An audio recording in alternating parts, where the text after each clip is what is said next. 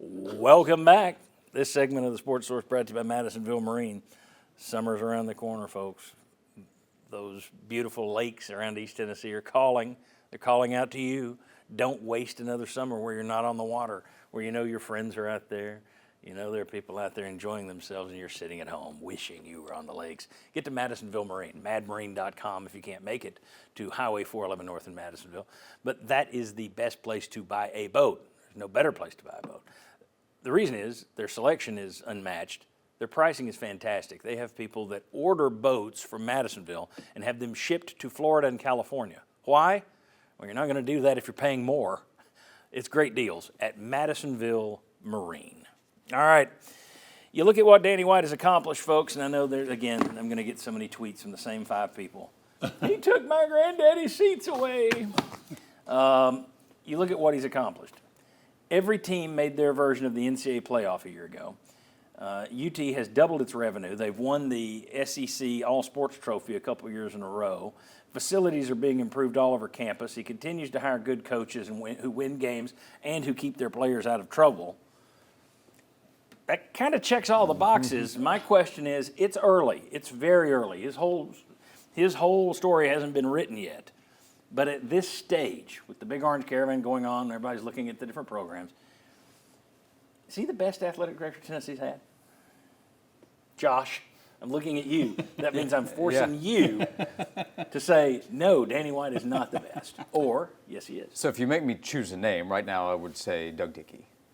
Because all the sports success is great, and football's having success, but national championship success is a different level, and that's what Doug Dickey was a part of, right? I would say with the modern day conversations we're having of the business side and the growth and the technology that's involved with everything they're trying to do on a day-to-day basis, Danny White is the perfect kind of person to be in that position for the athletic director role. So I think more time will allow him to take that title as the best, and more football success could help with that.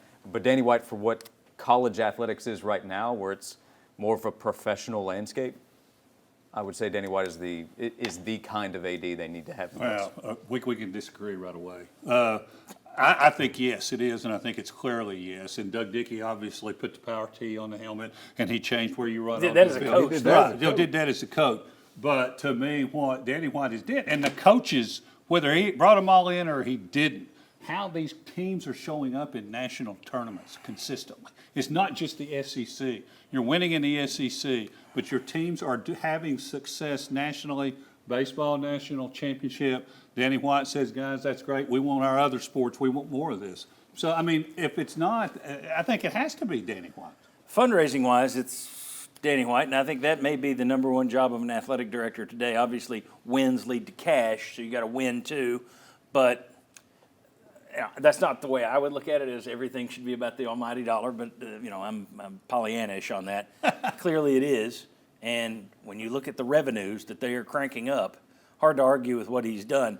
Ryan, is he the best they've had? Yeah, for me, no question. I look at, you touched on it. He's shaken up some of the ways they've handled some tickets, and what's happened? They've sold out season football tickets 3 years in a row, with now an interest list of, 23,000 or 21,000 still that would love to take any of those tickets that were turned back over. So he's selling tickets. He inherited Rick Barnes and Tony Vitello, so you can't give him full credit for everything that's happened. He's supported them though. But he's kept them there. He's brought, and the coaches he has hired have been a certain type of coach. That he hires coaches who play an exciting brand of their sport. Rick Barnes hasn't seen the need to go flirt with any other schools since Danny White's arrived. Yeah, and the big thing too, it's the little things for me, like adding the VOLS to the top of the stadium again. Things that have been popular with the fans that he knows how to add to the environment. He's the fireworks on top of the stadium. He's done a lot of nice little touches that tell me this is a guy that gets it and gets the bottom line as well as anyone Tennessee's ever had. He's also got a little bit of a cocky streak to him. Yeah. I think he knows. I think he's read enough #Vol Twitter to know that, if I show a little something here, they're going to be behind this. I think he gets that pretty much too. Bob. The only reason I have it really, really close is Doug Dickey saved your bacon multiple times with the NCAA. And that was back when the NCAA had real teeth and you could have been in real trouble. and you could have had sports programs that were really limited in It was happening things. to everybody around the SEC Yeah. except Tennessee, really. And so Doug Dickey doesn't get enough credit for that part of what he did, was sort of being out there as your front man. But the other thing, and you touched on it a little bit, Ryan, that Danny White has done, is you go to the stadium in 1990, you're there to watch a football game, you're there to watch the halftime show. You go to the stadium now, and it's constant music, it's constant lights, it's Sterling Hinton getting everybody fired up.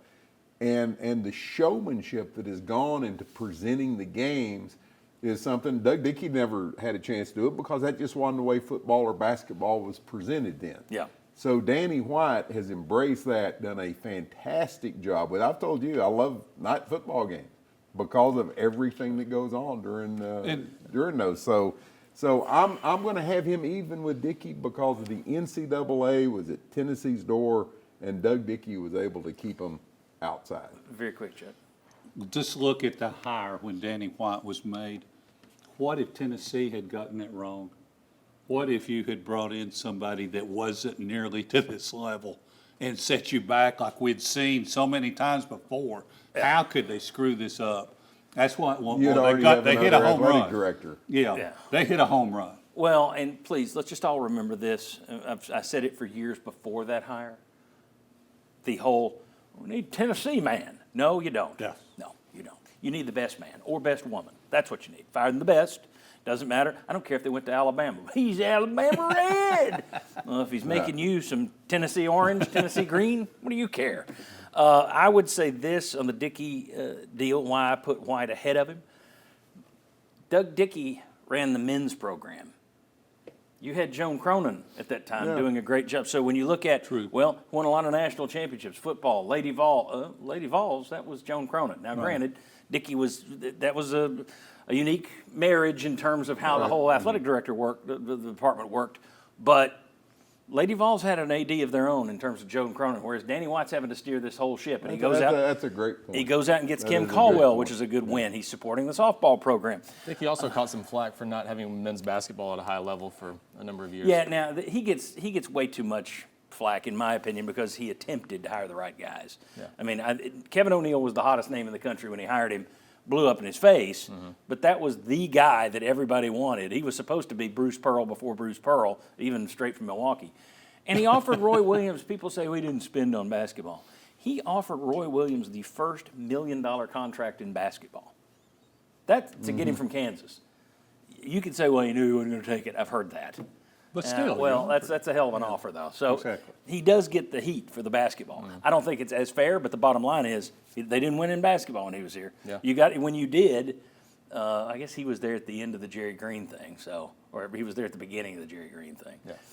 So that didn't work either. All right, so I'm going to teach this pen lesson. When we come back.